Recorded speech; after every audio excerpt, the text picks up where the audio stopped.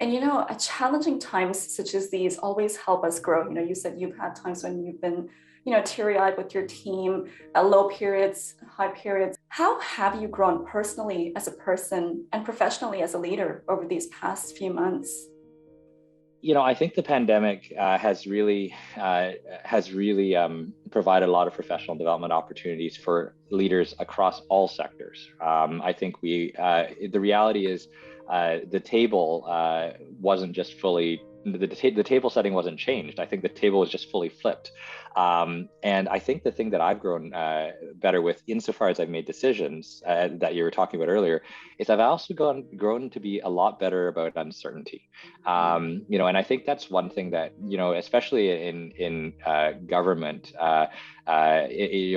for those of us who are in the civil service supporting our elected representatives, I fully understand why our elected representatives and why our communities prefer to have certainty in what's going on. But when you have a new disease for which you know very little about, or when you have a new variant or a new situation that's unfolding, you have to be okay with a little bit of uncertainty. And I've gotten a lot better at trying to basically figure out and say, all right, well, here's what we know, here's what we don't know. It's in Donald Rumsfeld's famous known knowns and unknown unknowns and all that other stuff.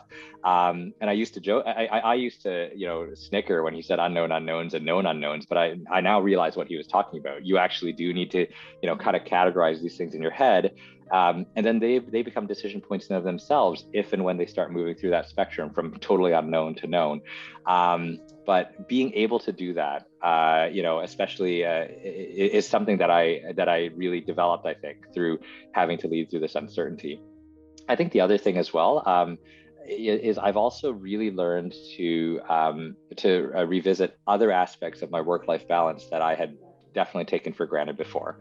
And I think all of us have done this. Like, I have finally learned the value of an hour or a few minutes. Like previously it was like, I think about the stuff I used to spend my time on previously. And I am now completely disabused of the idea. I've gotten very good at saying no. I've gotten very good at saying, I can't go there, can't do that. I don't have time for that. Like, I'm just, whereas, back in the day, you might get into like an argument with someone on social media and be like, blah, blah, blah, blah, blah. Nowadays, I'm just kind of like, A, I can't do that because of my role, but B, I just don't have the time to actually navigate that. And I think, especially for us coming out of the pandemic and all of us collectively having lost the overall quality of 2 years, at least as it relates to our previous lives, I think all of us are likely going to be a lot more judicious about how we vacation, who we spend time with, how we spend time with in the future. And at the same time, though, I have been grateful for the time that I have been able to spend, because it's been a different quality as well. Like back in the day, as with so many people, I used to have to travel for provincial and national meetings. I'd be out of the home. We'd spend weekends rushing our kids to and from every activity on earth. And nowadays, they're just glad that daddy's home for bedtime every night, which is actually really sweet. So the quality of time matters, and the quantity and by which you spend it matters. And I think being thrown into a situation where your capacity is literally overwhelmed in terms of you literally do not have enough minutes in the day has really taught me the value of an hour.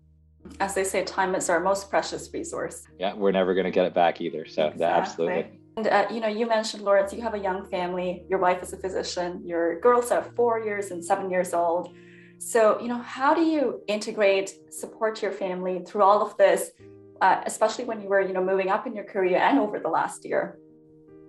The truth is that, well, first of all, we've been working from home, which I think has been the biggest boon in some ways for my family life, because A, I'm not traveling, B, I'm home, and in between meetings, especially if during virtual school or when my daughters come home from school, it's very easy for me to just, take even 10 minutes between a meeting and just be like, you're downstairs, grab a snack, and then chat with my girls and be like, yeah, so what'd you learn today? Okay, yeah, you're working on your homework. Awesome. Tell me about something, teach me something that that you learned today.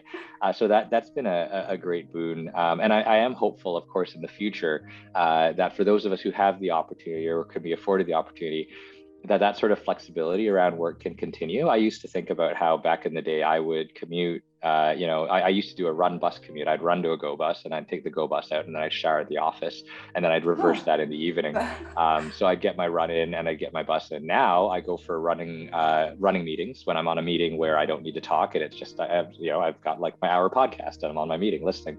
Um, but I'm hoping that that sort of flexibility to some degree will continue, especially for those who are navigating family lives, because it is nice to not have to, do those huge commutes or do whatever. Yeah, we have new ways of working. I think we should try to capture what is good out of the pandemic and actually apply that in our work-life balance. And beyond that, there's the other lessons as well. Like I said, just thinking about how we used to travel, how we used to approaches. Do you really need to go for all these meetings in person? Do you really need Mhm. to rush through all these different activities all the time? Maybe there is value, and there has been a lot of value, especially for us as a young family, in just spending time together. You see your children's person, and with nothing else to do, especially during the last pandemic winter, that really came out in spades. Just being able to finally, see, my girls and their personality up close, and just building that bond. A lot of people are saying that this has been tough on kids. I think there's a lot that has been really good for kids too, and we're going to have to see. I think on balance of it, kids are resilient. And the one thing that I often like to tell people is that the kids that lived through the Spanish flu in 1918 to 1919, 20 years later, they were the generation that defeated fascism. So I think the kids will be all right. And I'm hopeful that a lot of the more time that was spent, hopefully, with many families, and I recognize mine comes from a place of privilege. I think it's important for me to say that. I think there were a lot of people who were impacted by inequities and disparities that did not have a similar pandemic experience and family life at home. But I think for those who did have the opportunity, I'm hoping that at least some of that, new way of, we talk about new ways of working, that new ways of family living will help to offset some of the, educational disruptions and challenges that our children have faced. For sure. And how do you and your wife, Lawrence, support each other in your own professional goals, as well as raising your family together? So, I think it's an interesting question. We're complements first and foremost. So I tend to be I wear my heart on my sleeve. I tend to be a very outgoing, seized by emotion and passion sort of person. I'm the one that enjoys the music and the dancing and the fun stuff. And my wife she's very concrete. She's very no nonsense, very sensible. Definitely helps to sort of balance me out that way. And so when we think about how we bring those sort of strengths to our family and to the way we raise our children. But I will say I've never been one of those dads that likes to sit idly by. I like to proactively do my fair share of housework. I'm the guy that I'm the guy that as the end of the week gets there, that I'm actually in the fridge going like, all right, we need this and this and this other thing. And then I'll make the grocery list and go get it. I'll do the dishes. I'll do, I hate dishes in the sink. It drives me nuts. So I think, a lot of the grunt work, we work to share equally. And then I think we bring our own unique strengths and our own unique passions to how we raise our children. And then that also is borne out in how we organize our household. So, I tend to be the one that tries to bring a little more social in our life. That's obviously been a bit more difficult in our last 2 years.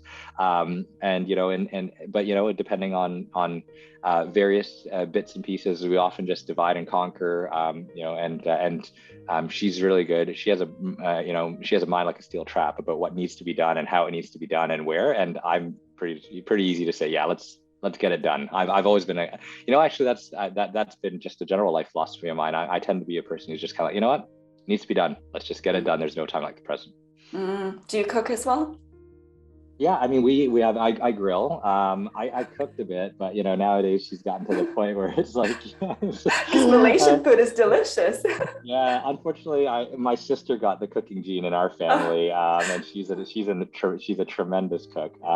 But when it comes down to it, though, I do enjoy my grill. I do grill for the family, and I also in a pinch, I can definitely put together something that'll be tasty and edible.